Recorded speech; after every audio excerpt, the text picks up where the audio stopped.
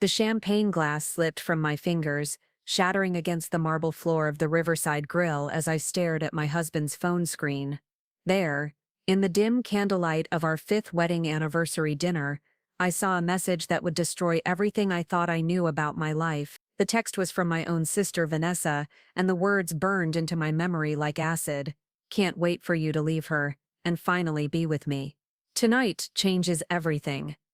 My love." Before we jump back in, tell us where you're tuning from, and if this story touches you, make sure you're subscribed, because tomorrow I've saved something extra special for you. The evening had started so perfectly. Ryan had surprised me with reservations at the most exclusive restaurant in Denver, the same place where he'd proposed 3 years earlier. I'd spent hours getting ready, choosing the emerald dress he'd always complimented, styling my auburn hair into loose waves that cascaded down my shoulder. Our relationship had weathered some storms lately, mostly work stress and the usual challenges of married life, but I thought this dinner was his way of reconnecting, of showing me that our marriage still mattered to him. I should have noticed the signs earlier. The way Ryan kept checking his phone throughout dinner, the nervous energy that seemed to radiate from him every time it buzzed, the way his eyes would dart away from mine when I tried to engage him in conversation about our future plans. When his phone rang for the 3rd time during our appetizer course, I'd finally spoken up. "Just turn it off for one night," I'd said, reaching across the table to touch his hand. "This is supposed to be about us." Ryan had looked at me with an expression I couldn't quite read, something between guilt and irritation. "You know I can't do that, Natalie. The Morrison campaign launch is tomorrow, and if there's a crisis with the social media strategy, I need to be available." His excuse made sense on the surface. Ryan was the creative director at Creative Edge Marketing, one of Denver's most prestigious advertising agencies, and the Morrison political campaign was their biggest client of the year. I understood the pressure he was under, the long hours he'd been putting in for the past 3 months. What I didn't understand was why every phone call seemed to drain the color from his face, why every text message made him shift uncomfortably in his chair. The 4th call came just as our main courses arrived. Ryan glanced at the caller ID and practically jumped from his seat. "I'm sorry, but I really need to take this one. It'll just be a minute. I promise." He stepped away from our table, moving toward the restaurant's entrance, where the reception was better. I watched him through the floor-to-ceiling windows, pacing back and forth on the sidewalk outside, his free hand gesturing animatedly as he spoke. The conversation lasted much longer than a minute. I picked at my salmon, watching the hollandaise sauce congeal as my appetite slowly disappeared. When Ryan returned 15 minutes later, he seemed even more agitated than before. His usually perfectly styled dark hair was disheveled from running his hands through it, and there was a sheen of perspiration on his forehead, despite the cool October evening. "Everything okay?" I asked, genuinely concerned. In 5 years together, I'd never seen him this stressed about work. "Fine, just some last-minute changes to the campaign strategy. Nothing I can't handle." He picked up his fork and began cutting his steak with mechanical precision. Avoiding my gaze, we ate in relative silence for the next 20 minutes. The romantic atmosphere I'd been hoping for slowly evaporating like morning fog. Ryan's phone continued to buzz intermittently, each notification causing him to tense visibly. Finally, I couldn't take it anymore. "Ryan, what's really going on? You've been acting strange for weeks, and tonight was supposed to be special. It's our anniversary." He looked up at me then, and for a brief moment, I saw something that looked almost like panic in his brown eyes. "I know, and I'm sorry. After tomorrow, things will calm down. I promise. The campaign will be launched, and we can focus on us again." I wanted to believe him. Part of me was desperate to believe him, but there was something in his tone, something in the way he couldn't quite meet my eyes, that made my stomach twist with unease. I'd been married to this man for 5 years. Dated him for 2 years before that. I knew when he was lying. Is there someone else? The question escaped my lips before I could stop it, hanging in the air between us like a loaded weapon. Ryan's reaction was immediate and telling. His face went completely white, and he nearly choked on the piece of steak he'd been chewing. "What? No. Natalie, how could you even think that?" But his denial rang hollow, delivered with just a fraction too much force, accompanied by just a moment too much delay. I felt something cold settle in my chest, a creeping certainty that my worst fears were about to be confirmed. "Then why won't you look at me? Why have you been so distant lately? Why does every phone call make you look like you've seen a ghost?" Before Ryan could answer, his phone buzzed again. This time, instead of checking it discreetly, he made the mistake of placing it face up on the table while he reached for his water glass. The notification preview was clearly visible in the dim candlelight, and my world tilted on its axis as I read the sender's name.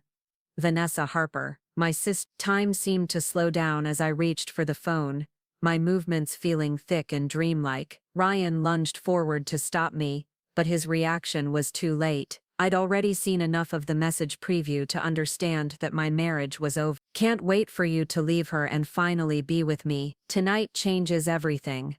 My love." The champagne glass fell from my numb fingers, the sound of shattering crystals somehow distant and muffled. Other diners turned to look at our table, but I barely registered their curious stare. All I could focus on was the phone in my hands, and the devastating reality of what I was reading. Ryan was having an affair with my sister, not just any affair, but one that had apparently been going on long enough for them to make plans, to talk about a future together, a future that didn't include me. "Natalie, I can explain," Ryan started, his voice barely above a whisper, but I was already scrolling through their text conversation, my finger moving with mechanical precision as months of deception unfolded before my eyes. The messages went back to July, starting innocuously enough with Ryan asking Vanessa for advice about a surprise for my birthday, but by August, the tone had shifted completely. "I can't stop thinking about last night," Vanessa had written on August 15th. "When can we see each other again?" "Soon," Ryan had replied. "I just need to find the right time to tell Natalie." "This is killing me. You know she was never right for you," came Vanessa's response. "She's too soft, too naive for someone with your ambitions. We understand each other in ways she never could." The messages became increasingly intimate as the weeks progressed. Plans for secret meetings, declarations of love, discussions about how to handle the Natalie situation. They talked about me like I was an obstacle to be overcome, a problem to be solved rather than a human being with feelings and a life that was about to be destroyed. The most recent messages from earlier that day painted a clear picture of their intention. Vanessa had written, "Are you going to tell her tonight?" After dinner, Ryan's response, "Yes, I can't keep living this lie. She deserves to know the truth, even if it destroys her." "Don't feel guilty," Vanessa had replied. "She'll be better off without you. She can go back to her little marketing projects and her art classes and find someone more suited to her simple lifestyle. We're meant for bigger things." I set the phone down carefully, my hands surprisingly steady despite the earthquake happening inside my chest. Ryan was staring at me with a mixture of guilt and resignation, as if part of him was relieved that the charade was finally over. "How long?" I asked, my voice sounding strangely calm to my own ears. "Since July," he admitted, his shoulders sagging in defeat. "It wasn't supposed to happen, Natalie. We were just talking about your birthday party, and somehow we started talking about other things, and then you decided my sister was a better option than your wife." Ryan flinched at the coldness in my tone. "It's not that simple. Vanessa and I, we have things in common that you and I don't. She understands my career ambitions, my goals for the future. She's connected in ways that could help both of us advance professionally." There it was, the truth beneath the lies and justification. This wasn't about love or passion or some irresistible connection. This was about calculation, about networking, about what each person could do for the other's career. Vanessa worked as a senior account executive at one of Denver's top public relations firms, and she'd always been better at playing the corporate politics game than I was. She wore designer suits and attended industry cocktail parties, while I preferred casual clothes and quiet evenings at home. She was ambitious and driven in a way that I'd never been, always focused on climbing the next rung of the professional ladder. So this is about business, I said, the pieces finally clicking into place. You and Vanessa can be the perfect power couple, attending all the right events, knowing all the right people, building your careers together. It's not just about that, Ryan protested, but his words lacked conviction. We genuinely care about each other. We have a real connection. I laughed then, a bitter sound that surprised both of us. A real connection built on lies and betrayal. How romantic. The waiter approached our table tentatively, clearly uncomfortable with the obvious tension, but concerned about the broken glass scattered around my chair. Is everything all right here? Do you need assistance cleaning this up? We're fine, Ryan said quickly, already reaching for his wallet. Just an accident. We'll pay for the damages and get out of your way. But I wasn't ready to leave, not yet. There were too many questions, too many things I needed to understand before I could fully process what was happening to my life. Does my mother know? I asked as Ryan counted out bills with shaking hands. He paused, a $20 bill halfway to the table. What do you mean? Does my mother know about you and Vanessa? Has she been helping you plan this betrayal? The look that crossed Ryan's face told me everything I needed to know. My mother, Patricia Harper, had always preferred Vanessa to me. Where I was quiet and introspective, Vanessa was outgoing and charismatic. Where I was content with my modest position as a marketing coordinator at a small nonprofit, Vanessa had aggressively pursued success in the corporate world. My mother had never hidden her belief that Vanessa was the more accomplished daughter, the one with real potential. She thinks it's for the best, Ryan admitted quietly. She believes that you and I were never really compatible, that we got married too young before we really knew what we wanted. The betrayal felt complete now.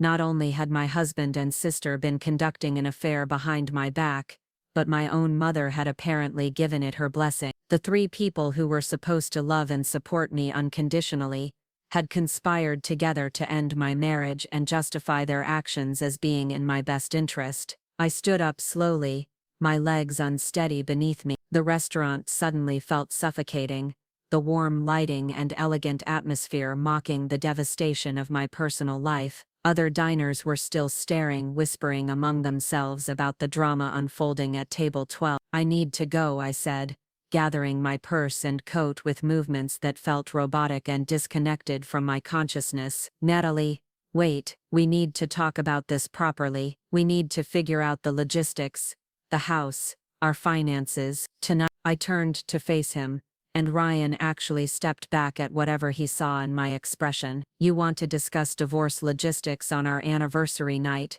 after I just discovered you're leaving me for my sister? I'm sorry, he said, and for the first time that evening, he sounded genuine. I never wanted you to find out like this. I was going to tell you properly, explain everything in a way that might hurt less. There is no way this could hurt less, I replied. But you're right about one thing. We do need to talk about logistics. I'll be staying at Zoe's tonight. We can discuss the practical details tomorrow when I'm not in shock. I turned and walked toward the restaurant's exit, my heels clicking against the marble floor with each step. Behind me, I could hear Ryan calling my name, but I didn't turn around. I couldn't bear to look at him again, to see the face of the man I'd loved and trusted for 7 years.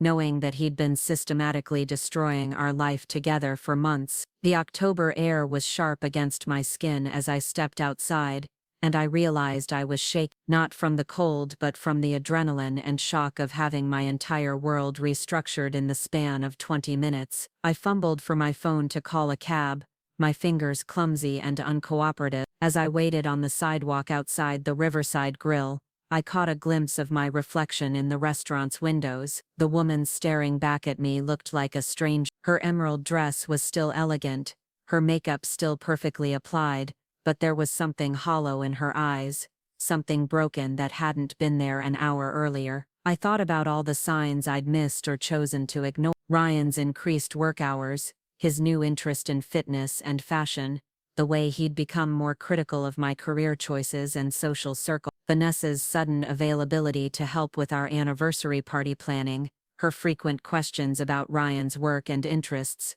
the way she'd started dressing more provocatively when she came to family dinners, my mother's recent comments about marriage taking work and compromise, her suggestions that maybe Ryan and I should consider couples counseling, her not-so-subtle hints that successful marriages required partners who challenged each other to grow and achieve more. I'd thought she was just being typically critical of my life choices. I never imagined she was laying the groundwork for justifying my husband's affair with my sister. The cab arrived 15 minutes later, and I gave the driver Zoe's address in a voice that sounded like it belonged to someone else. As we pulled away from the restaurant, I saw Ryan emerge from the entrance, looking frantically up and down the street. For a moment our eyes met through the cab's rear window, and I saw genuine anguish in his expression, but it was too late for regret. The damage was done, and there was no going back. Zoe Kim had been my best friend since college, the one person in my life who had never competed with me or made me feel inadequate. She was a graphic designer who ran her own freelance business from her converted warehouse loft in Denver's art district. When she opened her door at 11:30 that night and saw my face, she didn't ask questions. She just pulled me inside and made tea while I sat on her couch and stared at nothing. "Do you want to talk about it?" she asked finally, settling beside me with 2 steaming mugs. So I told her everything. The anniversary dinner, the phone calls, the text messages, the revelation that my entire family had been complicit in my husband's betrayal. Zoe listened without interruption, her dark eyes growing wider with each detail. "That's unbelievable," she said when I finished. "I mean, I always thought Vanessa was competitive with you, but this is beyond sibling rivalry. This is sociopathic. The worst part is that they all think they're doing me a favor," I said, wrapping my hands around the warm mug. "Like I'm too naive or simple to understand what's best for my own life. You know that's not true, right?" Zoe's voice was fierce with loyalty. "You're one of the smartest, most capable people I know. Just because you don't play corporate politics games doesn't mean you're simple." I wanted to believe her, but the voices of my mother, sister, and husband were loud in my head, all telling me in various ways that I was the problem, that I was holding Ryan back, that I needed to step aside for the greater good of everyone's happiness and success. "Maybe they're right," I said quietly. "Maybe I was never ambitious enough for Ryan. Maybe he needs someone who can match his drive and help him build the kind of life he wants." "Stop," Zoe said firmly. "Don't let them convince you that their betrayal is somehow your fault. You were a loyal, loving wife who supported Ryan's career and dreams. The fact that he chose to throw that away for your sister says everything about his character and nothing about your work." We talked until nearly 3 in the morning, and when Zoe finally convinced me to try to get some sleep, I lay awake on her guest bed, staring at the ceiling, and trying to figure out what came next. My marriage was over, that much was clear. But what would my life look like without Ryan, without the future we'd planned together, without the family support system I'd always taken for granted? I thought about the house we'd bought together, the joint bank accounts, the vacation we'd booked for Christmas, the life insurance policies that listed each other as beneficiaries. There were so many practical details to unravel, so many shared connections that would need to be severed. But underneath all the logistics was a deeper question that I wasn't ready to face yet. Who was I without Ryan? Who was Natalie Harper when she wasn't somebody's wife, somebody's sister, somebody's daughter? Preparing and narrating this story took us a lot of time, so if you are enjoying it, subscribe to our channel. It means a lot to us. Now back to the story.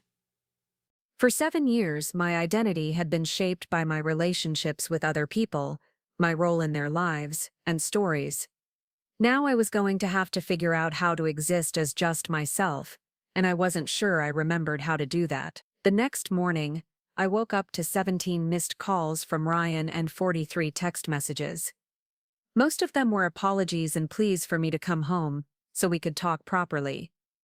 A few were practical questions about our shared commitments and responsibilities. The last one, sent at 6:30 in the morning, simply said, "I know you hate me right now, but I hope someday you'll understand that this is better for both of us." I deleted all the messages without responding and turned off my phone. I wasn't ready to face Ryan's version of reality, His justifications and explanations for why destroying our marriage was actually an act of kindness. I needed time to process what had happened and decide how I wanted to handle the practical details of divorce. Zoe made breakfast and coffee, moving quietly around her kitchen while I sat at her dining table and tried to eat. Everything tasted like cardboard, and my stomach rebelled against the idea of food, but I forced myself to swallow a few bites of toast and scrambled eggs. "What do you need today?" Zoe asked, sitting across from me with her own coffee. "Do you want to go back to the house and get some things? Do you need me to make some calls for you?" "I need to call my job and tell them I won't be in today," I said, and I should probably call a lawyer. The practical tasks felt overwhelming, but they also provided a structure for the day, a way to move forward when everything else felt impossible. Zoe helped me find a divorce attorney who could see me that afternoon, and we spent the morning gathering the financial documents I would need for the consultation. Going back to the house I'd shared with Ryan was surreal. Everything looked exactly the same, from the wedding photos on the mantle to the coffee mug I'd left in the sink the previous morning. But it all felt different now, tainted by the knowledge that Ryan had been living a lie while surrounded by these symbols of our life together. I packed a suitcase with enough clothes and personal items to last a week, avoiding the bedroom where Ryan and I had slept together just 2 nights earlier. As I gathered my things, I found myself looking at our shared possessions with new eyes. The furniture we'd chosen together, the artwork we'd collected on various trips, the books and movies, and small decorative objects that represented 7 years of building a life together. How do you divide a shared history? How do you determine who gets to keep the memory? Ryan wasn't there, which was probably for the best. According to the note he'd left on the kitchen counter, he was staying at his brother's place until we could figure things out properly. The note also included an apology and a promise that he would make the divorce process as easy as possible for me. He wanted to be fair about the division of assets, he said, and he hoped we could remain friends eventually. The casual tone of the note made me angrier than all his text messages combined. How could he write about our divorce like it was a minor inconvenience, something to be handled efficiently and amicably? How could he talk about fairness when he'd been lying to me for months? How could he hope for friendship when he'd betrayed me in the most fundamental way possible? I crumpled up the note and threw it in the trash, then gathered the rest of my things and left the house without looking back. Whatever happened next, I knew I couldn't live in that space anymore. There were too many memories, too many reminders of the woman I'd been when I believed my marriage was real. The consultation with the divorce attorney was straightforward but emotionally exhausting. Margaret Chen was a family law specialist in her 50s, who had clearly handled many cases like mine. She explained the divorce process with professional compassion, outlining timelines and requirements, while also acknowledging the emotional difficulty of what I was going through. "Do you have any reason to suspect there might be hidden assets or financial impropriety?" she asked, reviewing the bank statements and investment documents I'd brought. "I don't think so," I said. "Ryan has always been honest about money. It's just his personal life where he apparently has trouble with the truth." Margaret made notes on her legal pad. "What about the affair? Do you have documented evidence of the relationship between your husband and sister?" I showed her screenshots I'd taken of the text messages on Ryan's phone, feeling sick as I handed over proof of my family's betrayal to a stranger. Margaret reviewed them with the detached professionalism of someone who had seen worse, but I caught a flicker of sympathy in her expression. "This should make the divorce proceeding relatively straightforward," she said. "Colorado is a no-fault divorce state, so we don't need to prove adultery to get a dissolution of marriage, but having this evidence will help if there are any disputes about asset division, or if your husband tries to claim the relationship with your sister began after your separation." We discussed practical matters for another hour. The house would need to be sold and the proceeds divided. Our joint bank accounts would be frozen until the divorce was finalized. I would be entitled to half of our shared assets, including Ryan's retirement accounts and investment portfolio. The process would take at least 6 months, assuming Ryan didn't contest anything. "Do you have somewhere to stay while this plays out?" Margaret asked as our session concluded. "My friend is letting me stay with her temporarily," I said, "but I'll need to find something more permanent soon." "Have you thought about whether you want to stay in Denver?" sometimes a fresh start in a new city can be helpful after a traumatic divorce. The suggestion surprised me. I'd lived in Denver my entire adult life, built my career here, established friendships and routine. But as I thought about it, I realized that staying would mean constantly running into reminders of my old life. Ryan worked in downtown Denver, Vanessa lived just 20 minutes away. My mother was a fixture in the same social circles I'd always moved in. How could I heal and move forward when everything around me was connected to the people who had destroyed my trust? I hadn't considered leaving, I admitted. But maybe that's not a bad idea. Think about it, Margaret said. You're young, you have marketable skills, and you'll have enough money from the divorce settlement to make a fresh start anywhere you want. Sometimes the best revenge is living well somewhere else. As I left Margaret's office that afternoon, I felt something I hadn't experienced since reading those text messages. Not hope exactly, but possibility. The future that I'd thought was destroyed might actually be an opportunity. A chance to build something new and better than what I'd lost. For the first time since my world had collapsed, I started to wonder who I might become when I was no longer defined by other people's expectations and limitations. 3 weeks after that devastating anniversary dinner, I stood in the empty living room of what had been our home, watching the moving company load the last of my belongings into their truck. The divorce papers had been filed, the house was officially on the market, and I had made a decision that surprised everyone, including myself. I was leaving Denver entirely. The idea had started as Margaret's casual suggestion, but the more I thought about it, the more sense it made. Every corner of this city held memories of Ryan. Every restaurant and coffee shop reminded me of dates we'd shared. Every familiar street corner made me wonder if I might run into Vanessa or my mother. I needed space to rebuild my identity without constantly being reminded of who I used to be. Ryan had tried to talk me out of leaving during one of our few face-to-face meetings to discuss the divorce proceedings. We'd met at a neutral coffee shop downtown, both of us awkward and formal with each other in a way that felt completely foreign after 7 years of intimate partnership. "You don't have to run away," he'd said, stirring sugar into his coffee with mechanical precision. "We can make this work.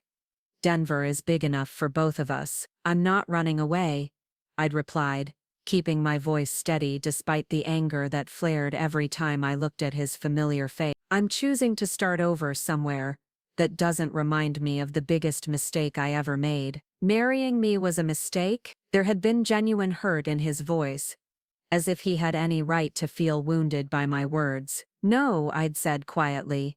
"Trusting you was the mistake." He'd flinched at that, finally looking away from my steady gaze. "Natalie, I know you hate me right now, but someday I hope you'll understand that this whole situation has been difficult for everyone involved. Vanessa and I never meant for it to happen this way." The casual mention of my sister's name had sent a spike of rage through my chest. "Don't," I'd warned him. "Don't you dare sit there and act like you and Vanessa are the victims in this situation. You made choices, Ryan. Both of you made deliberate choices to destroy my marriage and my family." "Your family is still your family," he'd protested. "Your mother loves you, and eventually Vanessa will want to make things right between you two." I'd laughed then, a bitter sound that made the other coffee shop patrons glance in our direction. "My mother orchestrated this betrayal, and my sister has been sleeping with my husband for months. In what universe does that qualify as family love?" Ryan had tried to argue further, insisting that I was being dramatic, and that time would help me see the situation more objective, but I'd stopped listening. His ability to rationalize and justify his actions was exactly why I needed to get as far away from him as possible. As long as I stayed in Denver, I would be subjected to his attempts to rewrite history, to convince me that his affair was somehow an act of kindness rather than the deepest possible betrayal. The decision of where to go had been surprisingly easy. Portland, Oregon had always intrigued me during business trips I'd taken with the nonprofit where I worked. The city had a thriving creative community, a strong job market for marketing professionals, and most importantly, no connections to my old life. I could disappear into anonymity there, rebuild myself from scratch without anyone knowing my history or feeling sorry for the woman whose husband had left her for her sister. Zoe had been supportive, but worried about my decision to move so far away. "Are you sure you're not just trying to escape your problems?" she'd asked as we packed my belongings into boxes. "Because your problems have a way of following you, no matter where you go." "I'm not trying to escape my problems," I'd explained, carefully wrapping a ceramic vase that had been a wedding gift from Ryan's grandmother. "I'm trying to escape other people's versions of my problems. Here, I'll always be poor Natalie whose husband cheated with her sister. In Portland, I can just be Natalie." The logistics of relocating had been surprisingly complex. I'd had to resign from my job at Mile High Community Foundation, where I'd worked as their marketing coordinator for the past 4 years. My supervisor, Helen Rodriguez, had been understanding but disappointed to lose me. "You've built something really valuable here," she'd said during my exit interview. "The donor engagement campaigns you've developed have increased our fundraising by 30% over the past 2 years. Are you sure there's nothing we can do to convince you to stay?" It was gratifying to hear that my work had been appreciated and effective, especially after months of feeling like I was inadequate in every aspect of my life. "I appreciate everything this organization has taught me," I'd reply, "but I need a complete fresh start right now." Helen had nodded with the understanding of someone who had clearly been through her own share of life upheavals. "Well, you have my highest recommendation wherever you end up, and if you ever decide to come back to Denver, we'd love to have you." Finding a new job in Portland had required weeks of online applications and video interviews, but eventually I'd landed a position as marketing manager at Cascade Environmental Alliance, a nonprofit focused on protecting Oregon's wilderness area. The job paid slightly more than my Denver position, and came with the kind of mission-driven work that had always motivated me most. The apartment hunting had been done entirely through virtual tours and video calls with leasing agents. A leap of faith that would have terrified the old Natalie, but felt liberating to the new version of myself I was trying to become. I'd settled on a one-bedroom loft in the Pearl District, a converted warehouse space with exposed brick walls and large windows that overlooked the city skyline. It was completely different from the suburban house I'd shared with Ryan, modern and minimalist, where our old home had been traditional and cluttered with accumulated memories. My mother had been predictably dramatic about my decision to leave Colorado. She'd shown up at Zoe's apartment unannounced 3 days before my scheduled departure, dressed in her usual armor of expensive clothes and careful makeup, her silver hair styled in the same elegant bob she'd worn for the past decade. "This is absolutely ridiculous, Natalie," she'd announced, settling herself on Zoe's couch, as if she'd been invited, running away to Oregon like some kind of hippie refugee. "What exactly do you think you're accomplishing with this melodramatic gesture?" "I'm accomplishing distance from people who think betraying me was in my best interest," I'd replied, continuing to fold clothes into my suitcase while she watched with obvious disapproval. "Oh, please, you're being overly sensitive about a situation that adults should be able to handle with maturity and grace. Ryan and Vanessa fell in love. It happens. The dignified thing to do would be to accept the situation and find a way to maintain family relationship." The casual dismissal of my pain had been so characteristic of my mother that I'd almost laughed. Patricia Harper had always been more concerned with appearances and social expectations than with the actual feelings of her daughter. Growing up, she'd consistently prioritized Vanessa's achievements and social success while treating my quieter, more introspective nature as a character flaw to be corrected. "You want to know what would be dignified?" I'd asked, finally turning to face her directly. "A mother who supports her daughter through the worst betrayal of her life instead of congratulating the people who caused it." "I never congratulated anyone," she'd protested, but her tone lacked conviction. "You gave your blessing to Ryan's affair with Vanessa. You told him it was for the best. You've been actively working against your own daughter's marriage for months." My mother had shifted uncomfortably, her carefully composed expression flickering for just a moment. "I simply recognized that you and Ryan weren't well suited for the long term. Vanessa has always been more ambitious, more socially adept. She can help Ryan build the kind of life he wants." "And what about the kind of life I want?" Did that ever factor into your calculation? She'd looked genuinely puzzled by the question, as if the idea that I might have my own dreams and ambitions had never occurred to her. You've always been content with simple things, dear. Your little art projects and your nonprofit work. You don't need the kind of high-powered lifestyle that Ryan and Vanessa are building together. The conversation had continued for another painful hour, with my mother alternating between attempts to convince me that staying in Denver was the mature choice, and criticisms of my decision to abandon my family during a difficult time. By the time she left, I was more certain than ever that leaving Colorado was the right decision. Vanessa had made no attempt to contact me directly, but I'd heard through mutual friends that she and Ryan had moved in together within 2 weeks of our separation. They'd apparently made their relationship official on social media, posting photos of romantic dinners and weekend getaways, with the kind of shameless confidence that suggested they felt no guilt about the circumstances of their coupling. The night before I left Denver, Zoe and I had dinner at our favorite Thai restaurant, a modest place in the University District where we'd been regular customers for years. The familiar surroundings and comfort food felt like the perfect way to say goodbye to the life I was leaving behind. "I'm going to miss you so much," Zoe said, picking at her pad thai with uncharacteristic lack of appetite. Zoe had been the one constant source of support and understanding throughout the divorce proceedings, the one person who had never questioned my decisions or tried to convince me to forgive and forget.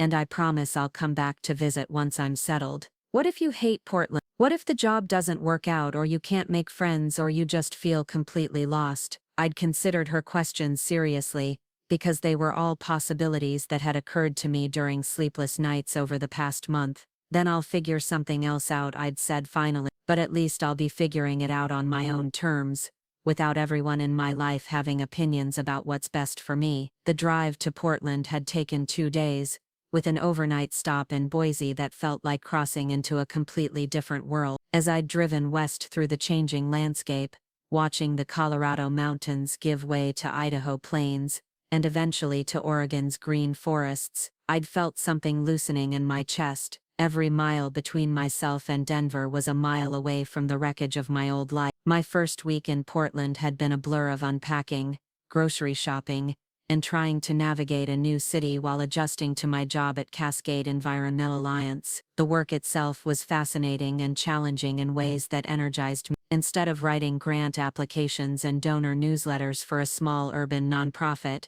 I was developing comprehensive marketing campaigns for wilderness conservation efforts across the entire Pacific Northwest. My new supervisor, Marcus Thompson, was a former journalist who had transitioned into nonprofit communications after burning out on political reporting. He was 10 years older than me, with the kind of calm, thoughtful demeanor that made everyone around him feel more capable and confident. "Your background with donor engagement is exactly what we need," he'd told me during my first week orientation. "We're great at the conservation work, but we've never been particularly good at telling our story in ways that motivate people to get involved." The challenge was exactly what I needed to distract myself from the emotional aftermath of my divorce. I threw myself into learning about Oregon's environmental issues, studying the complex relationships between logging interests, recreation advocates, and conservation groups. For the first time in months, I had work that engaged my brain completely, leaving little mental space for dwelling on Ryan's betrayal or my family's dysfunction. My colleagues at Cascade were a mix of passionate environmentalists and communication professionals, most of them in their 30s and 40s, with the kind of casual, outdoorsy lifestyle that seemed uniquely Pacific Northwest. They welcomed me with friendly curiosity but without the invasive personal questions I'd dreaded. In Portland, being a recent divorcee from Colorado was unremarkable enough that no one felt compelled to dig deeper into my story. The apartment in the Pearl District was slowly becoming home, as I filled it with furniture and belongings that reflected my own taste rather than compromises with a spouse. I'd bought a vintage leather couch from a local antique store, hung local artwork on the exposed brick walls, and filled the large windows with plants that thrived in Portland's abundant natural light. Living alone for the first time in 7 years was initially disorienting but increasingly liberating. I could eat cereal for dinner without judgment, stay up late, reading without disturbing anyone, play music as loud as I wanted while cleaning the apartment. Small freedoms that I'd forgotten, I'd given up during my marriage. My evenings were spent exploring the city, discovering coffee shops and bookstores and restaurants that might become new favorites. Portland's food scene was a revelation after Denver's more limited options, and I found myself trying cuisines and flavors that Ryan had never been interested in exploring. It was a small thing, but ordering Korean barbecue or Ethiopian injera felt like acts of rebellion against the constrained version of myself I'd become during my marriage. 3 months into my Portland life, I received an unexpected email from Ryan. The subject line simply read, "Checking in," and I'd stared at it for several minutes before deciding to open it. "Hi Natalie," the message began. "I hope you're settling in well in Portland. I know you probably don't want to hear from me, but I wanted you to know that the divorce papers are almost finalized, and you should receive your settlement check within the next few weeks. I also wanted to tell you that I've been thinking a lot about our conversation at the coffee shop, and I think you were right about needing space to figure out who you are on your own. I hope you're finding what you're looking for." The email had continued with updates about mutual friends and casual observations about Denver, as if we were former college roommates catching up rather than ex-spouses whose marriage had ended in devastating betrayal. The tone was friendly but distant, suggesting that Ryan had fully moved on from our relationship and was reaching out more from politeness than any genuine emotional connection. I'd deleted the email without responding, but it had stirred up emotions I thought I'd successfully buried. Not longing for Ryan or regret about leaving Denver, but a strange mixture of anger and sadness about how thoroughly he'd rewritten our history. In his version of events,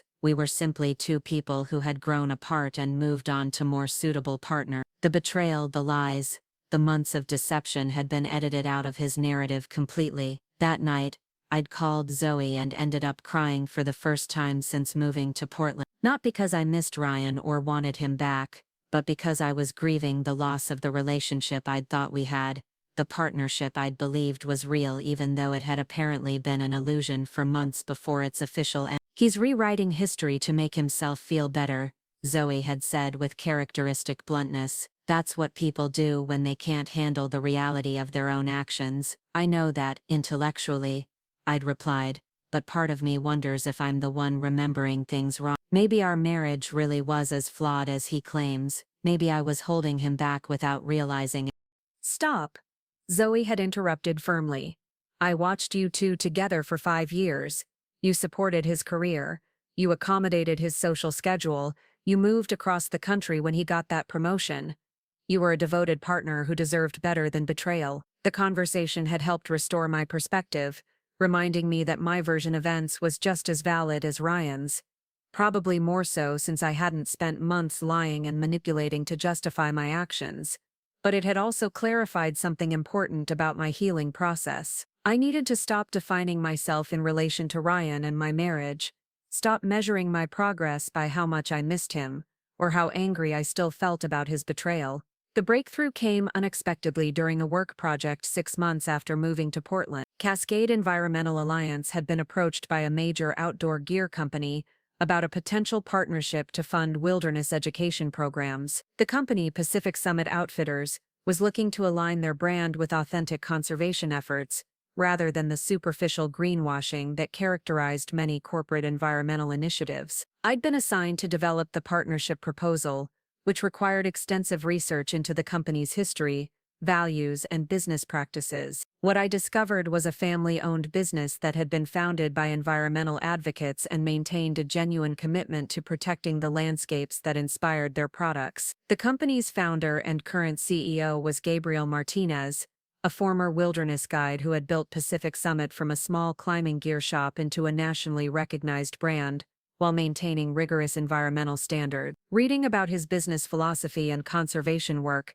I'd found myself genuinely excited about the potential partnership in a way that had nothing to do with professional obligation. My first meeting with Gabriel and his marketing team was scheduled for a Tuesday morning at Pacific Summit's headquarters in the industrial Southeast District of Portland. I'd prepared extensively, developing a comprehensive presentation that outlined potential collaboration opportunities and measurable impact metrics. Gabriel Martinez was not what I'd expected from a successful CEO. Instead of the polished corporate executive I'd imagined, He was a lean, athletic man in his late 30s, with sun-weathered skin and intelligent brown eyes that seemed to take in everything around him. He wore jeans and a flannel shirt rather than a business suit, and his office was decorated with vintage climbing gear and photographs of mountain landscapes rather than corporate awards and diplomas. "Miss Harper," he'd said, standing to shake my hand as his assistant introduced me. "Thank you for coming in.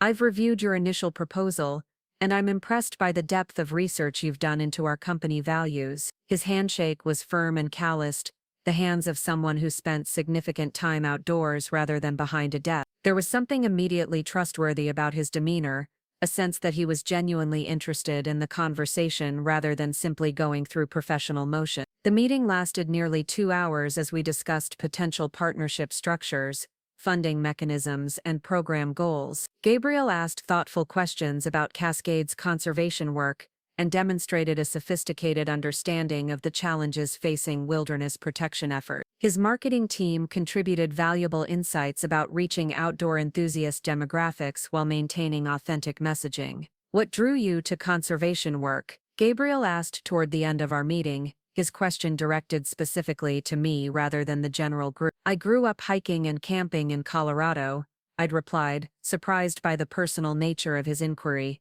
"I think I always took those landscapes for granted until I started working in environmental protection and learned how fragile and threatened they really are." "Colorado has some incredible wilderness areas," he'd said with genuine enthusiasm. "I've done extensive climbing in the Rockies. What brought you to Portland?" The question was casual and friendly, but it touched on the complicated reality of my recent life changes. "I needed a fresh start," I'd answered honestly.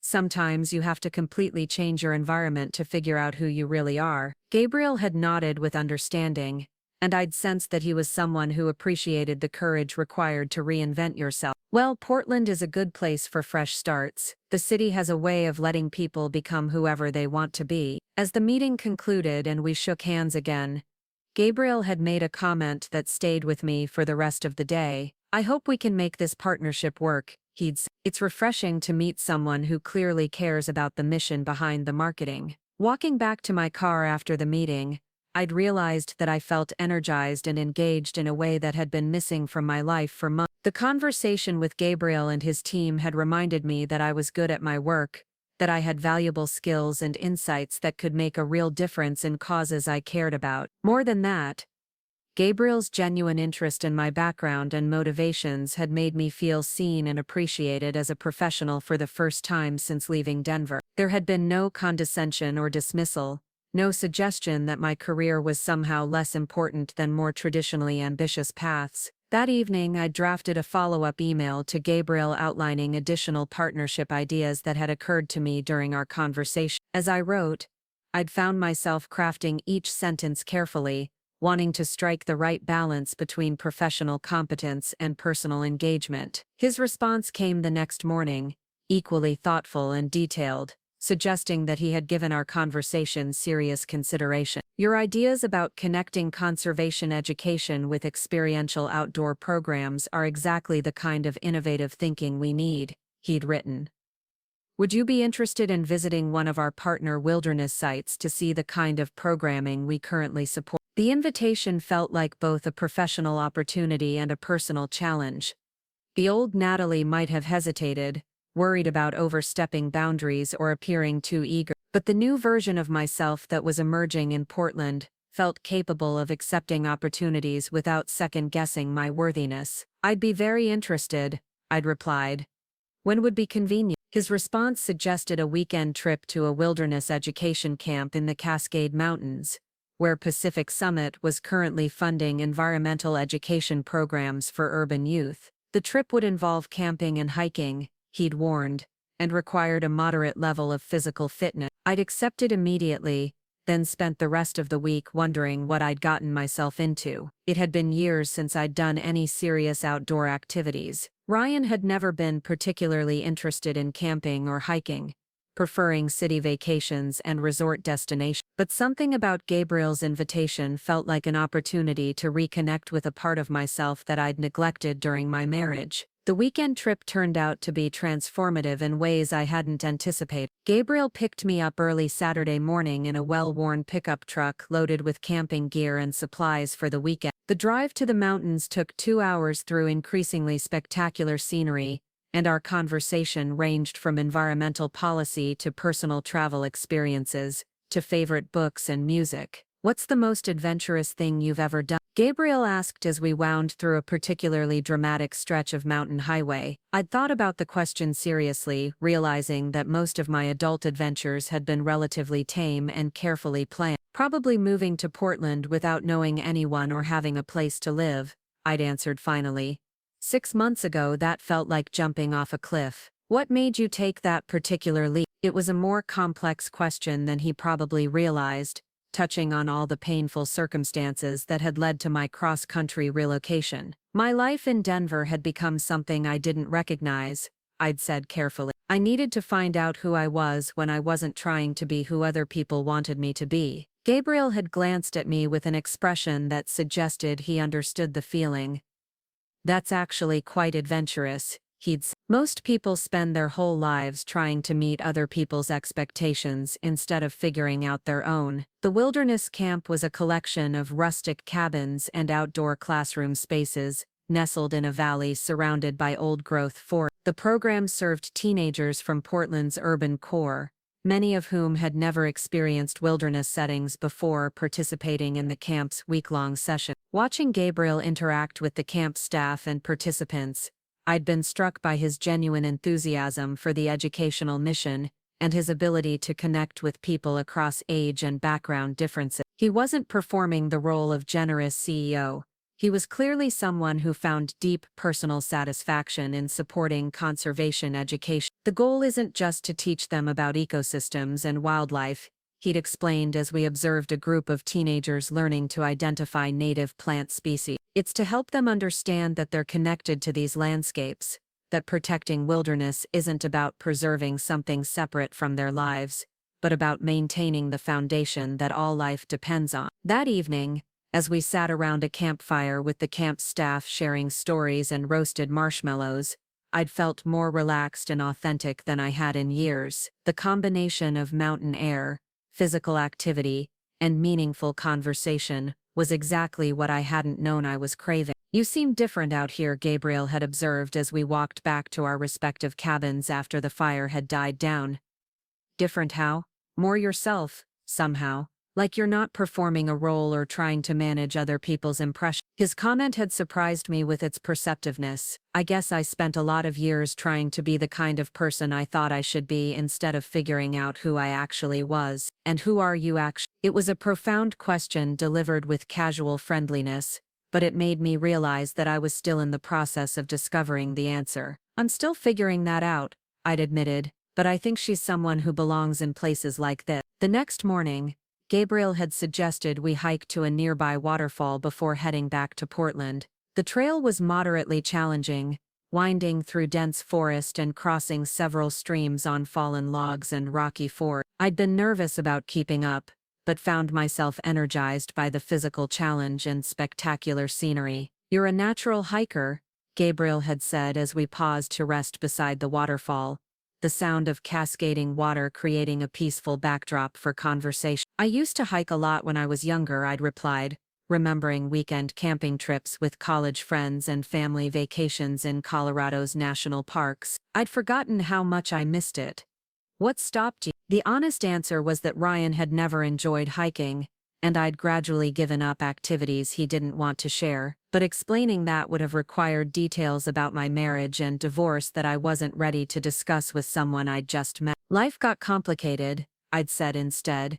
"Work and responsibilities and just the general business of adult life." Gabriel had nodded with understanding, but I'd sensed that he was someone who had made deliberate choices to prioritize the activities and experiences that mattered most to him. There was something inspiring about his commitment to maintaining balance between professional success and personal fulfillment. The drive back to Portland had felt too short, our conversation covering everything from travel dreams to favorite restaurants to books that had influenced our thinking about environmental issues. By the time Gabriel dropped me off at my apartment, I'd realized that I was attracted to him in a way that had nothing to do with filling the void left by my divorce and everything to do with genuine compatibility and shared value. "Thank you for the weekend," I'd said as we stood beside his truck outside my building.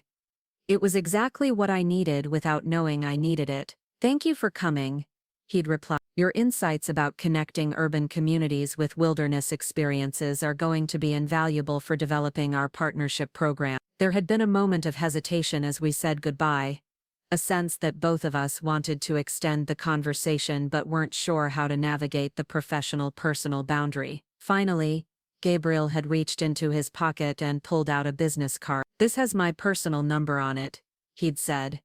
"If you ever want to explore more of Oregon's wilderness areas, I'd be happy to be your hiking guide." The invitation was carefully neutral, offering friendship and outdoor adventure without any pressure for romantic involvement. But as I'd taken the card and felt the brief contact of our fingers, I'd sensed that there was potential for something deeper if we both chose to pursue it. That night, I'd sat in my apartment, reviewing the weekend's experiences and marveling at how different I felt from the broken, angry woman who had fled Denver 6 months early. Gabriel's interest in my ideas and perspectives had reminded me that I was capable of engaging with life as an equal partner rather than someone who needed to be rescued or managed. More importantly, his example of building a successful business while maintaining personal integrity and environmental values had shown me a different model of professional achievement than the climbing the corporate ladder mentality that had always felt foreign to my nature. For the first time since my divorce, I was beginning to envision a future that felt genuinely exciting rather than simply safe or practical. A future where my work aligned with my values, where my personal relationships were based on mutual respect and shared interests, where I could be authentically myself without apology or compromise. The partnership between Cascade Environmental Alliance and Pacific Summit Outfitters was approved 2 weeks later, launching what would become one of the most successful conservation education programs in the Pacific Northwest. But more than professional success, the collaboration had introduced me to possibilities I hadn't known existed for combining meaningful work with personal fulfillment and authentic relationships. 2 years had passed since that first camping trip with Gabriel, and my life in Portland had evolved into something I barely recognized from my Denver days. The partnership between Cascade Environmental Alliance and Pacific Summit Outfitters had expanded beyond our wildest initial projections, creating a network of wilderness education programs that served over 3,000 young people annually across Oregon and Washington. My role had evolved as well. What started as a marketing manager position had grown into director of strategic partnerships, overseeing collaborations with dozens of outdoor companies, educational institutions, and government agents. The work challenged me in ways I'd never experienced, requiring me to think strategically about large-scale conservation efforts while managing complex relationships between diverse stakeholders. Gabriel and I had been married for 8 months now, a small ceremony at Crater Lake, attended only by close friends and his immediate family. The contrast with my elaborate Denver wedding couldn't have been more pronounced. Where my first wedding had been about meeting expectations and creating the perfect social media moments, marrying Gabriel felt like a natural evolution of a partnership that had been growing stronger for over a year. Our relationship had developed slowly and organically, built on shared outdoor adventures, late-night conversations about environmental policy, and a mutual respect for each other's professional ambition. Gabriel never made me feel like I needed to choose between career success and personal happiness. Instead, he actively supported my professional growth, while building his own company into a nationally recognized leader in sustainable outdoor gear manufacture. Pacific Summit Outfitters had just completed its acquisition of 2 smaller outdoor companies, expanding their product line into sustainable camping equipment and eco-friendly hiking apparel. The acquisition had been Gabriel's strategic response to increased consumer demand for environmentally responsible outdoor gear, and it had positioned the company for significant growth over the next 5 years. The success had brought unexpected opportunities and challenge. Gabriel was increasingly invited to speak at industry conferences and environmental summits, while I was being courted by larger organizations looking for someone with my track record in partnership development. A month earlier, I'd received a particularly intriguing offer from the National Wilderness Coalition, a Washington, D.C. based organization that coordinated conservation efforts across federal agencies and major environmental groups. It would be an incredible opportunity, I'd told Gabriel as we hiked through the Columbia River Gorge one Saturday morning, discussing the job offer that had been weighing on my mind for weeks. The scope of influence would be massive, working on policy that affects wilderness areas across the entire country.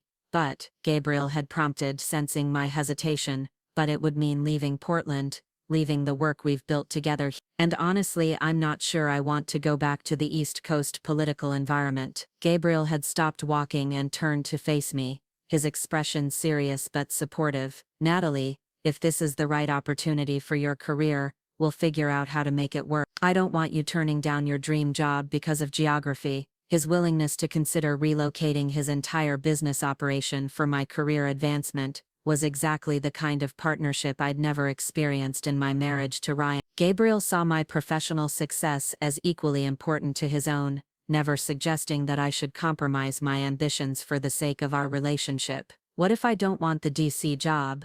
I'd asked, realizing as I spoke that I was leaning toward staying in Portland. What if I think we can build something even more impactful here? Gabriel's smile had been immediate and genuine.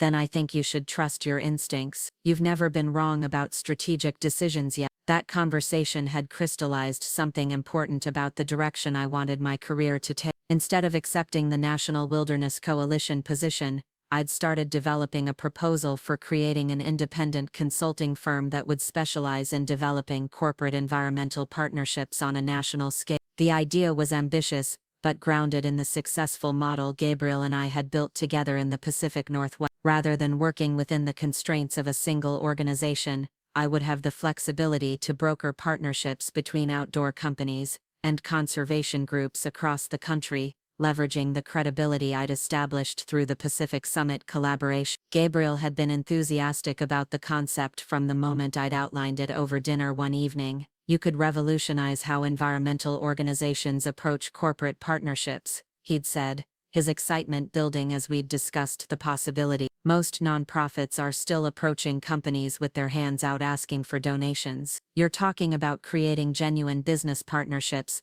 that benefit both sides. The consulting firm, which I'd decided to call Summit Conservation Partners, would launch with Pacific Summit as its founding client, but with the explicit goal of expanding to work with outdoor companies nationwide. I'd already identified potential partners in Colorado, Utah, California, and New England, companies whose values aligned with environmental protection, but who lacked the expertise to develop effective conservation programs. Setting up the business had required months of legal consultations, financial planning, and strategic networking. Gabriel had connected me with the lawyers and accountants who had helped him grow Pacific Summit, while I'd leveraged my conservation network to identify potential clients and collaborators. The launch strategy was aggressive but carefully planned. Summit Conservation Partners would debut at the Outdoor Industry Summit in Denver, a major trade conference that brought together outdoor gear manufacturers, retailers, and environmental organizations from across North America. I would be presenting a keynote address about innovative corporate environmental partnerships, using the Pacific Summit model as a case study for what was possible when businesses committed to authentic environmental stewardship. The irony of returning to Denver for such a significant professional milestone wasn't lost on me. 3 years after fleeing the city as a heartbroken divorcee, I would be returning as a successful entrepreneur, launching a business that had the potential to influence conservation efforts nationwide. Are you nervous about going back? Gabriel had asked, as we'd prepared for the conference trip. Not nervous exactly, I'd replied, considering the question seriously, more curious than anything else. I want to see how it feels to be there as someone completely different from who I was when I left. The flight to Denver had been surprisingly emotional. As the plane descended through familiar mountain ranges and I caught sight of the skyline I'd once called home, I'd felt a mixture of nostalgia and pride. This was where my adult life had begun, where I'd learned important lessons about trust and betrayal, where I'd discovered the strength to completely reinvent myself. Gabriel had squeezed my hand as we'd walked through Denver International Airport, his steady presence grounding me in the present, rather than allowing me to spiral into memories of my former life. You ready for this? He'd asked. More than ready, I'd replied, and meant it completely. The Outdoor Industry Summit was being held at the Colorado Convention Center, a massive facility downtown that I'd driven past countless times during my years in the city but had never entered. The conference brought together over 5,000 attendees, from startup gear designers to executives from major outdoor corporations, all focused on the intersection of business and environmental responsibility. My keynote presentation was scheduled for the second day of the conference, giving me time to attend other sessions and network with potential clients. Walking through the exhibition hall, I'd been amazed by the innovation and environmental consciousness that had emerged in the outdoor industry over the past few years. Companies were showcasing gear made from recycled materials, carbon-neutral manufacturing processes, and supply chains that supported conservation efforts in the communities where products were sourced. Natalie Martina, the voice behind me, had been familiar but unexpected, causing me to turn around with a sense of foreboding that proved immediately justified. Ryan stood about 10 feet away, looking exactly as I remembered but somehow smaller than my memories had suggested. He was wearing a expensive suit that marked him as successful in his field, but there was something defeated in his posture that surprised me. "Hello, Ryan," I'd replied evenly, grateful that Gabriel was beside me to witness this unexpected encounter. "I heard you were speaking at the conference." I couldn't believe it when I saw your name in the program. Ryan's eyes had darted between Gabriel and me, clearly trying to assess the nature of our relationship. "You look incredible. Portland obviously agrees with you." "Thank you," I'd said simply, offering no additional information about my life or circumstances. The awkward silence had stretched for several moments before Ryan had continued. "I've been following your work with the environmental partnerships. Pretty impressive stuff. Much more ambitious than anything you were doing in Denver." There had been something patronizing in his tone, as if my current success was surprising given his assessment of my capabilities. Gabriel had tensed beside me, clearly picking up on the subtle condescension. "Natalie has revolutionized how outdoor companies approach conservation partnerships," Gabriel had said, his voice carrying quiet authority. "The programs she's developed are being studied as models for corporate environmental responsibility nationwide." Ryan had looked at Gabriel with renewed interest, apparently reassessing the situation. "And you are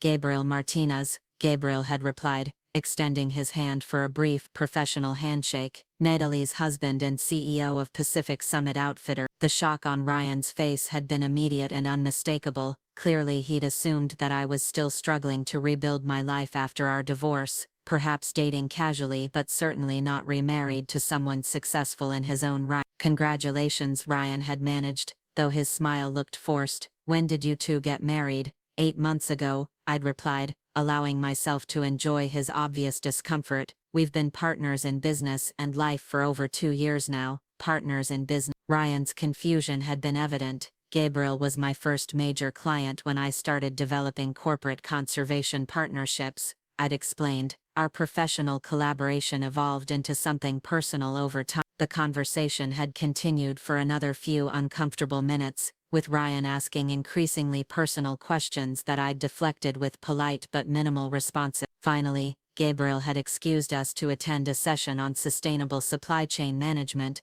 effectively ending the encounter. "Well, that was interesting," Gabriel had commented as we'd walked away. "Not exactly how I imagined meeting your ex-husband." "I'm sorry about that," I'd said, feeling oddly protective of Gabriel despite his obvious ability to handle himself in any situation. "I never expected to run into him here." "Don't apologize. It was actually enlightening to see you in that context. You handled it with remarkable grace and dignity." That evening, the conference had hosted a networking reception at the Denver Art Museum, a venue that had particular significance for me since I'd volunteered there during my marriage to Ryan. Walking through the familiar galleries with Gabriel pointing out pieces I remembered from my docent training had felt like closing a circle in my personal history. "You should consider adding arts partnerships to your consulting portfolio," Gabriel had suggested as we'd admired a contemporary sculpture installation. "There's a growing movement toward environmental art and cultural institutions supporting conservation efforts." His suggestion had sparked an entirely new direction for Summit conservation partners that I hadn't previously considered. Arts organizations were increasingly interested in environmental themes, and many had physical spaces that could showcase conservation messages to diverse urban audiences. "That's brilliant," I'd said, already envisioning partnerships between outdoor companies and museums, galleries, and performing arts centers. We could create programs that bring environmental education into cultural spaces where people might not otherwise encounter conservation messages. The reception had been productive beyond my expectations, with several major outdoor companies expressing interest in consulting services and multiple nonprofit organizations asking about partnership opportunities. By the end of the evening, I'd collected enough business cards and contact information to keep me busy with follow-up conversations for months. My keynote presentation, the next morning, had gone better than I'd dared to hope. The audience of industry executives and environmental advocates had been engaged and responsive, asking thoughtful questions about scaling corporate conservation partnerships and measuring environmental impact alongside business outcomes. The future of environmental protection depends on moving beyond the traditional model of nonprofits asking corporations for charity. I'd concluded my presentation. Instead, we need to create genuine business partnerships where environmental stewardship becomes a competitive advantage rather than a cost center. The response had been immediate and enthusiastic, with a standing ovation that had surprised me with its duration and intensity. As I'd left the stage, I'd caught sight of Ryan in the audience, his expression unreadable but clearly thoughtful. The conference concluded with an awards ceremony, recognizing innovation in sustainable business practices. Pacific Summit Outfitters had been nominated for their supply chain transparency initiative, but Gabriel and I had been shocked when they'd also announced a special recognition award for Summit Conservation Partners' work in developing the outdoor industry's first comprehensive corporate conservation partnership model. Walking onto the stage to accept the award, with Gabriel beside me and an audience of industry leaders applauding our work, had felt like the culmination of everything I'd been building towards since leaving Denver. Not revenge against the people who had hurt me, but proof that I'd been capable of much more than they'd ever imagined. After the ceremony, Ryan had approached us again, this time with a humility that had been absent from our previous encounter. "Congratulations on the award," he'd said, his tone genuine rather than patronizing. "I owe you an apology, Natalie. When we divorced, I convinced myself that you would be better off without me, that I was freeing you to find someone more suited to your quiet lifestyle. I clearly underestimated what you were capable of achieving. You underestimated what I was capable of becoming when I was supported rather than constrained," I'd corrected gently. "There's a difference." Ryan had nodded, looking genuinely chagrined. "Vanessa and I got divorced last year," he'd said quietly. "It turns out that relationships built on ambition and convenience don't last when the circumstances change." The news had surprised me, though I'd realized that I felt no satisfaction in learning about their failed marriage. If anything, I felt sorry for both of them, trapped in a relationship that had been more about calculation than genuine compatibility. "I'm sorry to hear that," I'd said, and meant it. "I hope you both find what you're really looking for." I think what I was really looking for was someone who believed in me the way Gabriel obviously believes in you, Ryan had replied, glancing at Gabriel with something that looked like envy. I was too immature to appreciate that when I had. The conversation had ended with a handshake and mutual wishes for future happiness, a closure that felt surprisingly healing despite the years of pain that had preceded it. As Gabriel and I had walked away, I'd realized that I felt lighter somehow, as if encountering Ryan as a successful, confident woman had finally put our relationship into proper perspective. The flight back to Portland had been celebratory,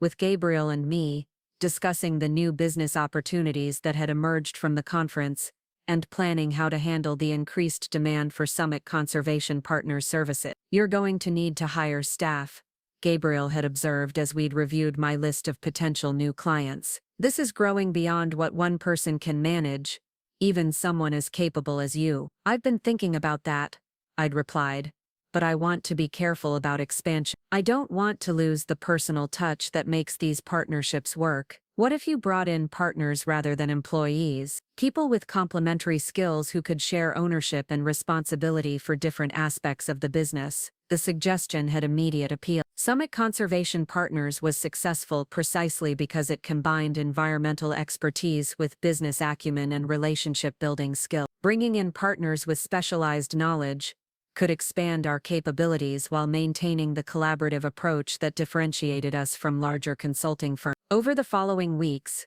Gabriel and I had identified potential partners who could strengthen different aspects of the business. Dr. Elena Rodriguez, a former National Park Service ecologist, could bring scientific credibility and policy expertise. James Chen, who had spent a decade in corporate sustainability roles at major outdoor companies, could provide insider knowledge of how large corporations made partnership decisions. Both Elena and James had expressed interest in joining Summit Conservation Partners as equity partners, excited by the opportunity to build something new while working on meaningful environmental protection efforts. The partnership expansion had moved quickly once we'd committed to the direction. Within 3 months, Summit Conservation Partners had grown from a solo consulting practice to a 4-person firm with offices in Portland and satellite locations in Boulder and San Francisco. Our client roster had expanded to include 12 major outdoor companies and partnerships with conservation organizations across the western United States. The revenue growth had exceeded even Gabriel's optimistic projections,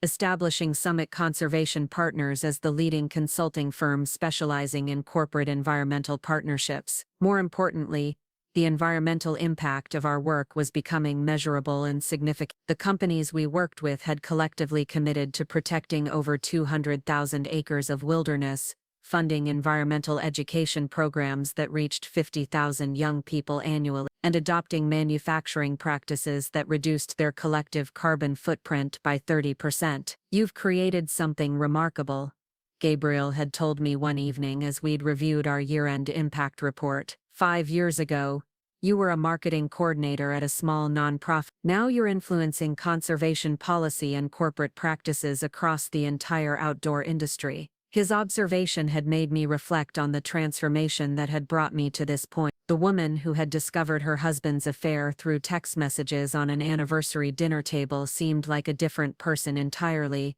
someone whose dreams and ambitions had been constrained by other people's expectations and limitations. "I couldn't have done any of this if you hadn't seen possibilities in me that I didn't know existed," I'd replied, grateful beyond words for Gabriel's unwavering support and partnership. "I didn't create your capabilities," Gabriel had corrected. "I just recognized them and provided a platform for you to demonstrate what you could accomplish when you believed in yourself." As we'd sat together in our Portland home, surrounded by the evidence of our professional and personal success, I'd felt a deep sense of gratitude for the unexpected path that had led me here. The betrayal that had destroyed my first marriage had ultimately freed me to discover who I really was and what I was capable of achieving. Tomorrow we would be flying to Washington for meetings with several major environmental organizations interested in expanding our partnership model to the East Coast. It would be another milestone in Summit Conservation Partners' growth, and potentially the beginning of national influence for our approach to corporate environmental stewardship. But tonight,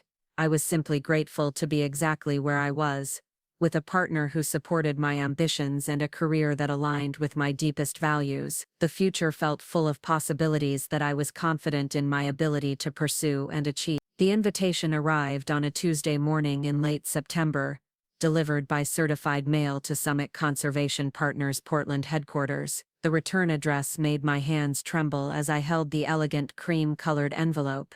Harper Family Trust, Denver, Colorado. I recognized my mother's distinctive handwriting on the address label, though I hadn't received any communication from her in over 3 years. Gabriel found me in my office staring at the unopened envelope, clearly wrestling with whether to read whatever message it contained. He'd learned to read my moods with remarkable accuracy during our years together, and the expression on my face must have conveyed the significance of what I was holding. "Bad news?" he asked, settling into the chair across from my desk with the coffee he'd brought me from the kitchen. "I don't know yet," I replied, turning the envelope over in my hands. "It's from my mother, the first contact I've had with my family since I left Denver." Gabriel's expression grew serious. He knew the full story of my family's betrayal, the painful details of how my mother had encouraged Ryan's affair with Vanessa, but he'd never pushed me to reconcile or attempt to repair those relationships. Instead, he'd respected my decision to cut ties completely and focus on building a new life without the people who had hurt me so deeply. "Do you want me to leave while you read it?" he offered. "No.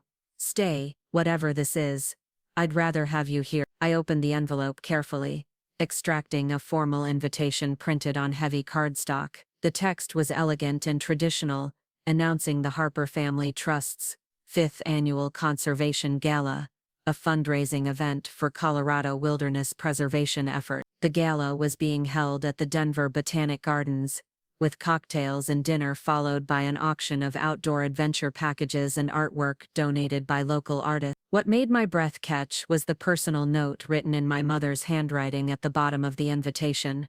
Natalie, I hope you'll consider attending. There are some things that need to be said, and this seemed like an appropriate occasion for healing old wounds. Your work in conservation has not gone unnoticed, and I believe you would find the evening meaningful. With love and regret, Mother. Gabriel read the invitation over my shoulder, his hand resting gently on my back as I processed this unexpected development. A conservation gala, he observed. That's quite a coincidence, given your field of work. It's not a coincidence, I said, understanding immediately what my mother was attempting. This is Patricia Harper we're talking about. She doesn't do anything without calculating all the angles. She's researched my career, knows about Summit Conservation Partners' success, and she's using conservation as a way to make contact while positioning herself as supportive of my work. The manipulation was so characteristic of my mother that I almost smiled despite the complexity of emotions the invitation had stirred up. Patricia Harper had always been a master strategist when it came to social situations, capable of crafting scenarios that made her desired outcomes seem natural and inevitable. What's the Harper Family Trust? Gabriel asked, reading the fine print on the invitation. My maternal grandfather established it before he died, I explained. It's supposed to fund charitable causes that align with the family's values, though I never paid much attention to how it actually operated. My mother has always been the primary trust. Gabriel studied the invitation more carefully, noting details I'd missed in my initial shock. This isn't just any fundraising gala, he said. Look at the sponsor list. I read through the names of corporate sponsors and was surprised to recognize several major outdoor companies, including some that were clients or potential clients of Summit Conservation Partners. The gala was positioned as a significant industry event, not just a local Denver charity function. She's done her homework, I said, beginning to understand the scope of what my mother had organized. This isn't just about family reconciliation. She's created an event that I would normally attend as part of my professional responsibilities. Are you going to go? The question hung in the air while I considered my options. Part of me wanted to ignore the invitation entirely, to maintain the distance I'd carefully constructed between myself and my family over the past 3 years. But another part of me was curious about my mother's motivations and what she meant by healing old wounds. I don't know, I admitted. 3 years ago, I would have said absolutely not, but now I'm not sure what I have to lose by seeing what she wants. Gabriel was quiet for a moment, considering my dilemma with the thoughtful approach he brought to all complex situations. What would you want to accomplish if you did go? Closure, maybe, understanding why she encouraged Ryan's affair and whether she's genuinely sorry for the pain she caused, or maybe just demonstrating that I'm not the same person she dismissed as too soft and naive for the real world. And what would you want to avoid? Getting drawn back into family drama, letting old wounds reopen, giving her the satisfaction of thinking she can manipulate me into forgiveness before I'm ready. Gabriel nodded, understanding the delicate balance I was trying to strike. What if we approached it as a business trip? You attend the gala as the CEO of Summit Conservation Partners, networking with potential clients and industry contacts. Whatever happens with your family is secondary to your professional objective. The suggestion had immediate appeal because it reframed the situation in terms where I felt confident and capable. I would be attending as a successful entrepreneur,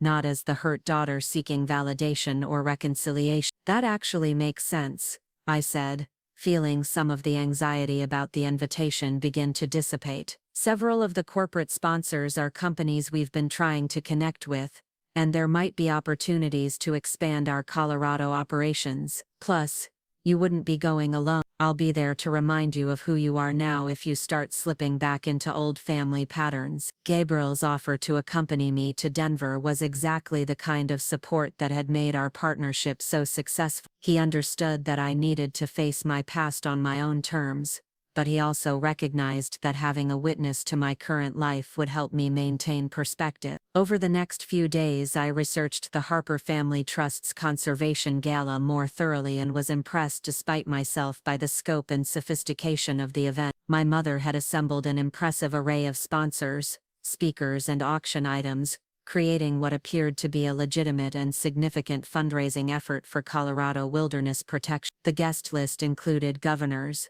senators, CEOs of major outdoor companies, and prominent environmental advocates. This wasn't the kind of superficial society event my mother had traditionally organized, but rather a serious gathering of people with real influence over conservation policy and funding. She's positioning herself as a major player in Colorado conservation circles, I told Gabriel as we reviewed the event materials together. This could be the beginning of a significant new direction for the family trust, or it could be an elaborate setup designed to impress you with how much she's changed. Gabriel replied with characteristic skepticism about my family's motivation. Both things could be true, I said, recognizing that my mother was entirely capable of pursuing genuine conservation goals while simultaneously orchestrating a family reconciliation on her preferred terms. The decision to attend the gala felt significant enough that I wanted to discuss it with Elena and James, my business partners at Summit Conservation Partner. We'd built our firm on principles of transparency and mutual support, and major decisions that might affect our collective work were always discussed openly. From a business perspective, it's a no-brainer, Elena said when I explained the situation during our weekly partners meeting. The networking opportunities alone justify the trip, and establishing a presence in Colorado conservation circles could open up significant new client relationships. James agreed, but raised concerns about potential complications. What if your family situation becomes a distraction from the business opportunities? What if other attendees know your personal history and that becomes the focus instead of your professional accomplishment? That's a risk I'm willing to take, I replied, realizing as I spoke that I was genuinely curious about how I would handle seeing my mother and potentially Vanessa after 3 years of complete separation. I think I need to know whether I've really moved beyond the anger and hurt, or whether those feelings are still controlling my choices. Gabriel supported my decision to attend, offering to handle the travel arrangements and coordinate with our Denver contacts to maximize the business value of the trip. His practical approach to the logistics helped me focus on the professional opportunities rather than dwelling on the emotional complexity of returning to my hometown. The week before the gala, I received a second communication from my mother, this time a brief email asking if I would be willing to have lunch with her the day after the event. The message was carefully worded, acknowledging that I might prefer to keep any family interaction separate from the professional networking occasion. I understand if you'd rather not, the email concluded, but I hope you'll give me the opportunity to apologize properly and explain some things that you deserve to understand about the circumstances surrounding your marriage to Ryan. The reference to explanations about my marriage to Ryan intrigued me despite my weariness about my mother's motivations. What could she possibly know about that situation that I didn't already understand? The affair had been straightforward enough. Ryan and Vanessa had fallen into a relationship that they'd justified by claiming I was holding him back professionally and personally. She might have information about how long the affair really went on, Gabriel suggested when I showed him the email, or about other people who were involved in encouraging or facilitating it. Do you think I should agree to meet with her? I think you should do whatever feels right to you. But if you do meet with her, maybe suggest a public place where you can leave if the conversation becomes manipulative or hurtful. Gabriel's suggestion made sense, and I replied to my mother's email agreeing to lunch at a restaurant in downtown Denver with the understanding that I would be flying back to Portland that afternoon and wouldn't have time for an extended conversation. The gala was scheduled for a Saturday evening in mid-October when Colorado's aspen trees would be at peak autumn color and Denver's weather would be crisp but pleasant for an outdoor event at the Botanic Garden. Gabriel and I planned to arrive Friday afternoon, giving us time to settle in and prepare for what would likely be an emotionally complex weekend. The flight to Denver felt different this time compared to my business trip for the Outdoor Industry Summit 6 months earlier. Then I had been nervous about encountering Ryan but confident in my professional accomplishments. Now, I was returning to face the family members who had orchestrated the betrayal that had changed the entire trajectory of my life. "How are you feeling?" Gabriel asked as our plane descended toward the familiar mountain landscape surrounding Denver International Airport. "Strangely calm," I replied, surprised by my own emotional state. 3 years ago, the thought of seeing my mother would have sent me into a panic. Now I'm just curious about what she has to say. Gabriel squeezed my hand as we prepared for landing. "That's probably a sign that you've processed most of the anger and hurt. You're not that broken person anymore, Natalie. You're someone who's built an incredible life on your own terms." The hotel Gabriel had booked was in downtown Denver, close to the Botanic Gardens but far from the suburban neighborhoods where I'd lived during my marriage to Ryan. The distance felt symbolic, as if I was visiting Denver as a tourist rather than returning to a place that held painful memories. Friday evening, we had dinner at a restaurant I'd never been to during my years in the city, deliberately choosing somewhere that wouldn't trigger memories of my former life. The conversation focused on business plans for the coming year and our personal goals for expanding Summit Conservation Partners' influence in environmental policy. "Whatever happens with your family this weekend,"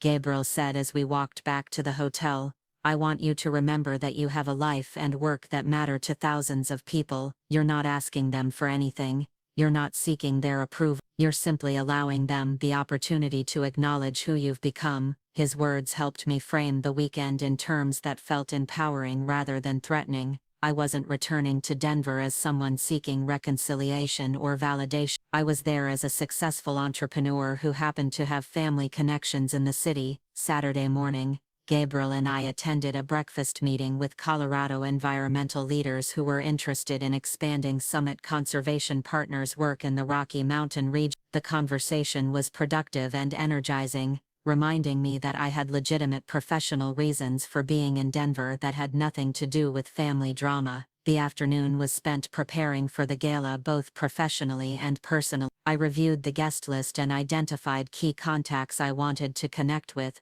while also choosing my outfit carefully. The black cocktail dress I'd brought was elegant but understated, designed to project confidence without appearing to be trying too hard to impress. As Gabriel adjusted his tie in the hotel room mirror, I realized that I was looking forward to the evening with genuine anticipation rather than dread. "I want to see what kind of event my mother has put together," I told him, "and I want people to see that the Harper family includes someone who's actually doing meaningful conservation work." The Denver Botanic Gardens had been transformed for the gala, with elegant lighting, highlighting the autumn foliage and temporary structures creating intimate conversation areas throughout the outdoor spaces. The overall effect was sophisticated and environmentally conscious, exactly the kind of event that would appeal to the conservation-minded business leaders and philanthropists in attendance. Gabriel and I arrived fashionably late, entering the gardens as the cocktail hour was reaching its peak energy. I immediately recognized several faces from the outdoor industry, including executives from companies that were clients or prospects for Summit Conservation Partners. Natalie Martinez, the voice, belonged to Senator Jennifer Walsh, Colorado's senior senator and a prominent advocate for wilderness protection legislation. "I've been hoping to meet you. Your work with corporate conservation partnerships is getting attention in Washington." The conversation with Senator Walsh led to introductions with other prominent attendees, and within an hour I was engaged in substantive discussions about environmental policy and conservation funding with some of the most influential people in Colorado politics and business. "You're making quite an impression," Gabriel observed during a quiet moment between conversations. "I don't think anyone here sees you as Patricia Harper's daughter. They see you as Natalie Martinez, the CEO who's changing how businesses approach environmental responsibility." His observation was gratifying because it confirmed that I was being recognized for my professional accomplishments rather than my family connections. The networking was going better than I'd hoped, with several potential new clients expressing interest in Summit Conservation Partners services. I hadn't seen my mother yet, though I'd spotted Vanessa across the garden during the cocktail hour. My sister looked older than I remembered, elegant in a navy blue dress, but somehow less vibrant than she'd been during our last encounter 3 years earlier. She was accompanied by a man I didn't recognize, someone who appeared to be a date rather than a serious romantic partner. The dinner portion of the evening featured a seated meal for 300 guests, with speakers between courses highlighting different aspects of Colorado conservation efforts. I was surprised when the program indicated that I would be introduced as a special guest, someone whose work exemplified the kind of innovative conservation partnerships the Harper Family Trust was committed to supporting. "Did you know about this?" I asked Gabriel, showing him the program. "No, but it's not surprising. Your mother is clearly positioning this entire event around showcasing your success while creating an opportunity for reconciliation." The moment came during the salad course when my mother approached the podium to address the assembled guests. She looked exactly as I remembered, elegant and commanding in a silver dress that complemented her carefully styled hair. Her presence seemed to fill the entire space as she spoke about the importance of supporting innovative approaches to environmental protection. "Tonight I want to highlight someone whose work exemplifies the kind of creative thinking we need to address the environmental challenges facing our state and nation," she said, her voice carrying clearly across the garden. "My daughter, Natalie Martinez, is the CEO of Summit Conservation Partners, a consulting firm that has revolutionized how outdoor companies approach conservation partnership." The spotlight found me at my table and I stood to acknowledge the polite applause while feeling a complex mixture of pride and weariness about my mother's public recognition of my achievement. Natalie left Colorado 3 years ago to pursue her vision of creating meaningful partnerships between business and environmental organizations. My mother continued, "Tonight we celebrate not only her success, but also her return to the conservation community where she belonged." The implication that I belonged in Colorado's conservation community was clearly intentional, my mother's way of suggesting that my place was here rather than in Oregon. But the recognition itself was genuine.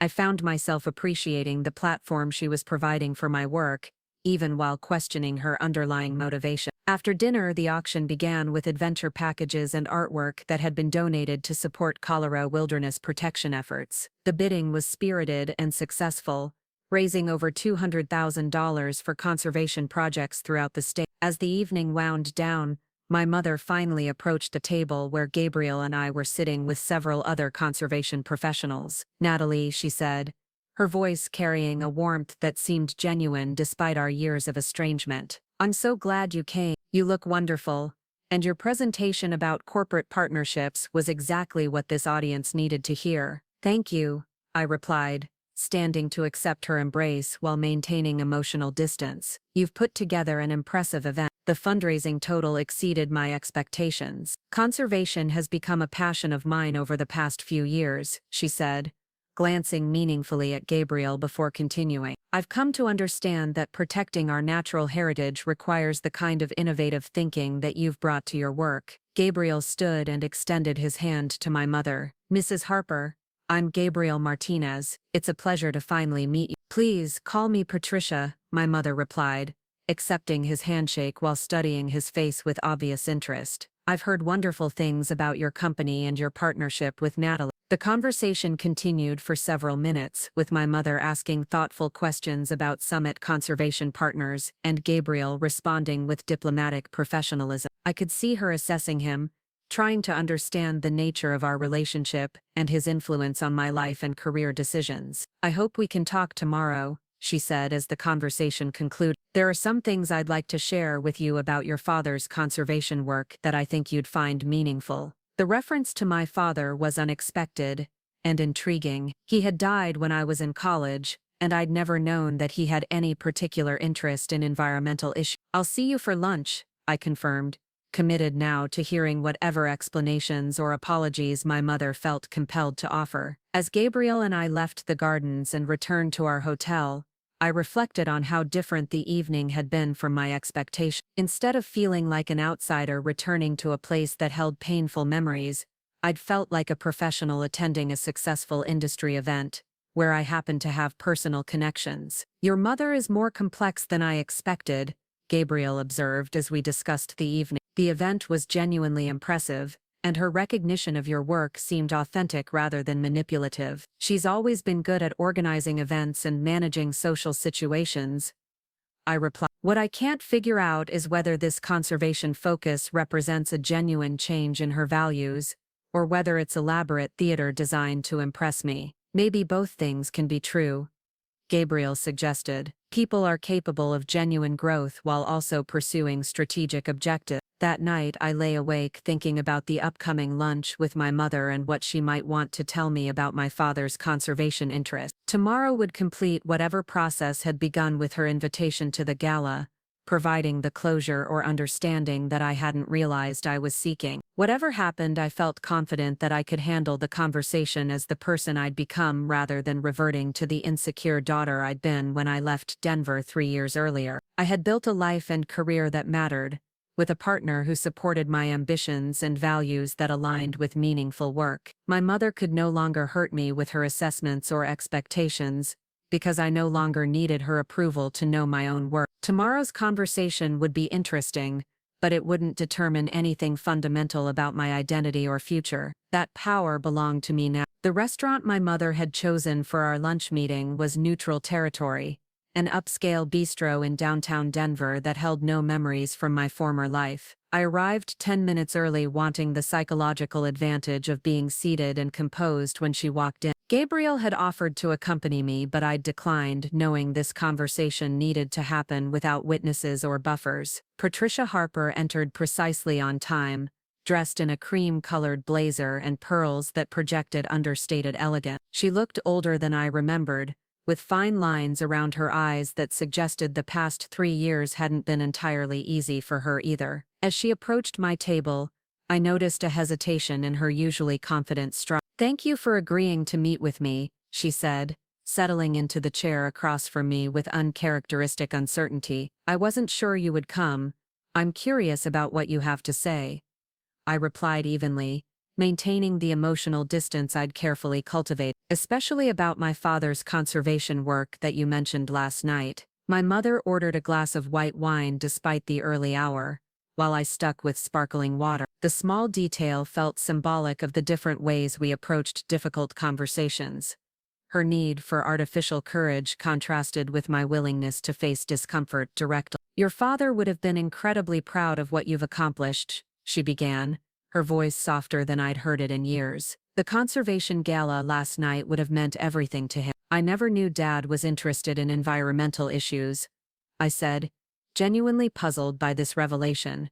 "He was passionate about it, but quietly so. Your father believed that protecting wilderness areas was one of the most important responsibilities of his generation." Patricia paused to sip her wine before continuing.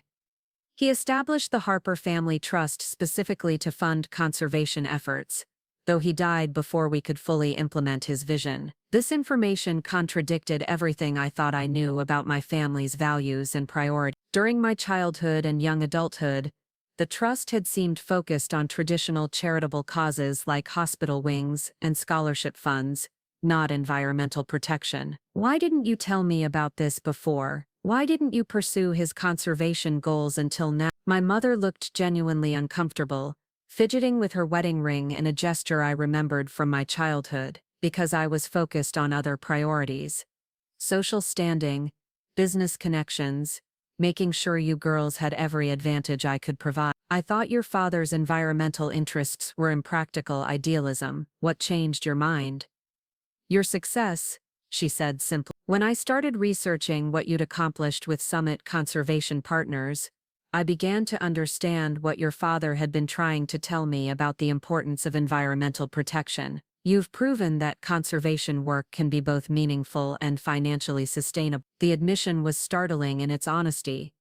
My mother was acknowledging that I had succeeded in areas where she'd failed to understand the potential, that my career path had validated my father's vision in ways she hadn't previously appreciated. "I owe you a profound apology, Natalie," she continued, her voice steady despite the obvious difficulty of the conversation. "Not just for encouraging Ryan's relationship with Vanessa, but for consistently undervaluing your capabilities and judgment." The apology I'd thought I wanted to hear felt strangely anticlimactic, now that it was finally being offered. 3 years of building my own life had diminished the power my mother's opinions held over my sense of self-worth. "Why did you encourage Ryan to leave me for Vanessa?" I asked, needing to understand the reasoning behind the betrayal that had changed everything. Patricia took a longer sip of wine before answering, clearly struggling with how to explain her motivation. Because I thought Vanessa was stronger, more ambitious, better equipped to help Ryan achieve the kind of success I valued. I was wrong about what strength actually means. You were wrong about what I was capable of becoming when I wasn't constantly being told I wasn't good enough. I corrected gently. Yes, she agreed, meeting my eyes directly for the first time since sitting down. I spent so many years comparing you unfavorably to Vanessa that I never saw your actual strength, your empathy, your ability to build genuine relationships, your talent for bringing people together around shared goals. Those are the qualities that have made you successful in ways I never imagined possible. The conversation paused while our server brought salads that neither of us seemed particularly interested in eating. I used the break to process my mother's words, trying to determine whether her apparent transformation was genuine or another form of manipulation. What happened with Vanessa and Ryan? I asked, genuinely curious about the aftermath of their betrayal. Their marriage lasted less than 2 years, Patricia said with a sigh. They discovered that relationships built on ambition and convenience don't survive when circumstances change. Ryan lost his job at Creative Edge after a major client scandal, and Vanessa found herself supporting someone she'd lost respect for. That must have been difficult for you to watch. It was devastating, my mother admitted. Not because their marriage failed, but because I realized I'd encouraged the destruction of your happiness for a relationship that was fundamentally superficial. I watched Ryan struggle with unemployment and depression, while Vanessa became increasingly bitter about the choices she'd made. The information about Ryan's professional difficulties surprised me, though I felt no satisfaction in learning about his struggles. If anything, I felt sorry for him, remembering the ambitious man I'd once loved who had apparently lost his way completely. Where are they now? Ryan moved back to his hometown in Kansas to work for his father's construction company. Vanessa is still in Denver, but she's changed careers entirely. She's working as a yoga instructor and seems to be trying to find meaning in her life that doesn't revolve around professional advancement. The idea of my hyper-ambitious sister teaching yoga classes was so unexpected that I almost smiled. Perhaps the past 3 years had been transformative for everyone involved, forcing all of us to reconsider our priorities and assumptions about what constituted a successful life. Do you think she's happy?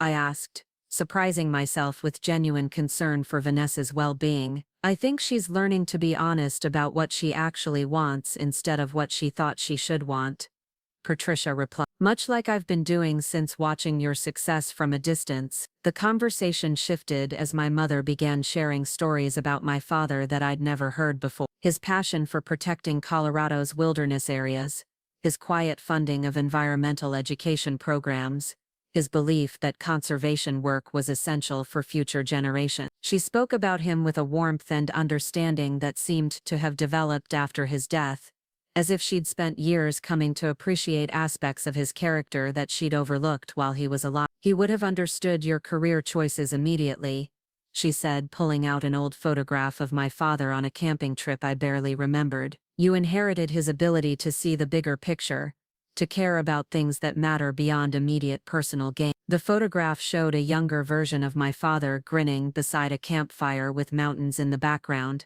I could see elements of my own face in his features, a resemblance I'd never noticed before. Why are you telling me this now? I asked, studying the photograph. Because I want you to know where your passion for conservation comes from, and because I want to ask for your help in fulfilling your father's vision for the trust. The request wasn't entirely surprising, given the elaborate conservation gala and my mother's obvious research into my professional work, but the way she framed it, as continuing my father's legacy rather than simply expanding my business, gave the proposal additional emotional weight. What kind of help?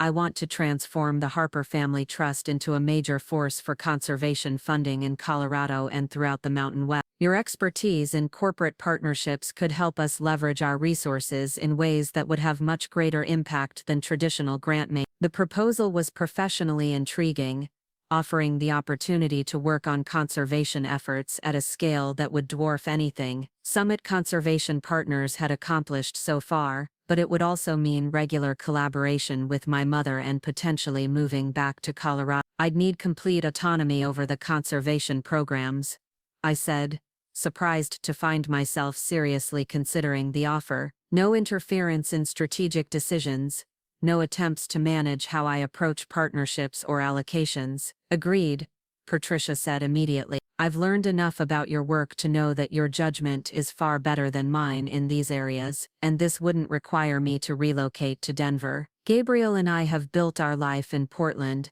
and I won't compromise that for any professional opportunity. Of course, the trust can operate with you providing strategic direction from wherever you choose to base your operation. We spent the next hour discussing the practical aspects of how such a collaboration might work, with my mother demonstrating a sophisticated understanding of conservation funding and partnership development that impressed me despite my wariness about her motivation. There's one more thing I need to tell you, she said as our conversation began to wind down, about the night you discovered Ryan's affair. I tensed, unsure whether I wanted to hear additional details about that devastating evening.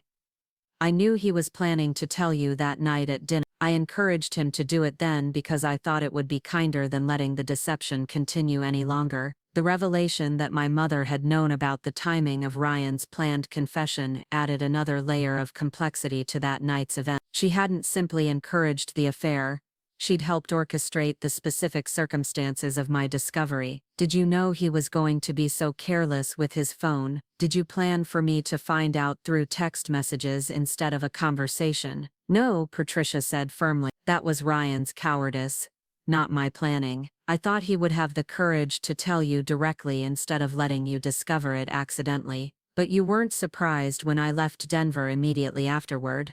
I was devastated, she corrected. I thought you would be angry and hurt, but I expected you to stay and fight for your marriage, or at least for your place in the family. I never imagined you would have the strength to walk away completely. The admission that my mother had underestimated my capacity for independent action was perhaps the most honest thing she'd said during our entire conversation. She had orchestrated my betrayal but failed to anticipate that I might respond by creating an entirely new life, rather than accepting the role she'd envisioned for me. I'm glad you underestimated me, I said, meaning it completely. If you'd predicted my reaction accurately, you might have found ways to prevent me from leaving, and I never would have discovered what I was capable of achieving. Patricia nodded slowly, seeming to understand that my gratitude for her underestimation was not forgiveness for her betrayal, but rather acknowledgement that her failure to constrain me had inadvertently set me free. Will you consider the trust collaboration? She asked as we prepared to leave the restaurant. I'll discuss it with Gabriel and my business partners, I replied.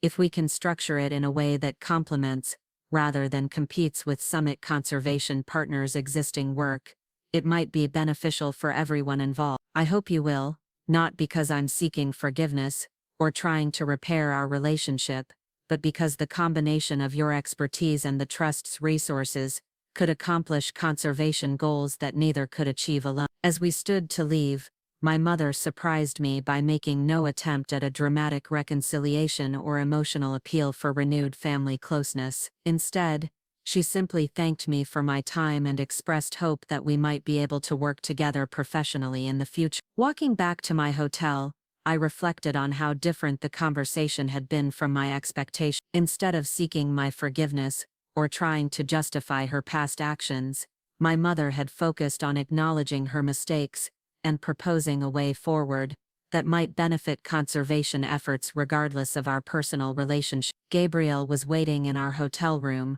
reading industry reports, while monitoring his phone for any urgent business communications. He looked up expectantly as I entered, clearly curious about how the lunch had gone. She apologized, I said, settling beside him on the couch. Genuinely and specifically, without trying to minimize the impact of what she did or make excuses for her motivations. How did that feel? Anticlimactic, honestly. 3 years ago I thought hearing her apologize would heal something fundamental inside me, but I've already healed those wounds on my own. Her apology was nice to receive, but it didn't change anything essential about my life or happiness. Gabriel nodded with understanding. You don't need her validation anymore because you've proven your worth to yourself. Exactly. But she also offered something unexpected. She wants Summit Conservation Partners to help transform the Harper Family Trust into a major conservation funding organization. I explained the details of my mother's proposal, outlining both the opportunities and the potential complications of working with family money to advance environmental protection efforts. What's your instinct about it? Gabriel asked after I'd finished describing the conversation. That it could be incredibly impactful for conservation work, but only if we can maintain complete professional autonomy and avoid getting drawn back into family dynamics. Are you worried about your mother trying to use the collaboration to rebuild a personal relationship with you? No, actually, that's what surprised me most about today. She seems to genuinely understand that our personal relationship is irreparably damaged, and she's not trying to use professional collaboration as a backdoor to emotional reconciliation. Gabriel and I spent the rest of the afternoon discussing the practical implications of the trust collaboration, how it might complement our existing work, and what safeguards we would need to ensure that family complications didn't compromise our business relationship. The flight back to Portland that evening felt like the completion of a journey that had begun 3 years earlier with my desperate flee from Denver. I was returning to my chosen home as someone who had not only survived betrayal and abandonment, but had transformed those experiences into the foundation for a meaningful and successful life. Are you glad you went? Gabriel asked as our plane climbed above the Colorado mountains. Yes, but not for the reasons I expected. I thought I needed closure or understanding or some kind of emotional resolution. What I actually needed was to see that I've become someone completely different from the woman they betrayed. Different, stronger, more confident, more aligned with my own values instead of trying to meet other people's expectations. 3 years ago, I was devastated by my family's betrayal because my sense of self-worth depended on their approval. Now I can work with my mother professionally if it serves conservation goals, but I don't need her love or validation to know who I am. As Portland's lights came into view below us, I felt a deep sense of gratitude for the unexpected path that had led me to this moment. The betrayal that had once seemed like the end of everything had actually been the beginning of a life more authentic and fulfilling than anything I could have imagined while trapped in the constraints of other people's expectations. Gabriel reached for my hand as we prepared for landing. So what's next?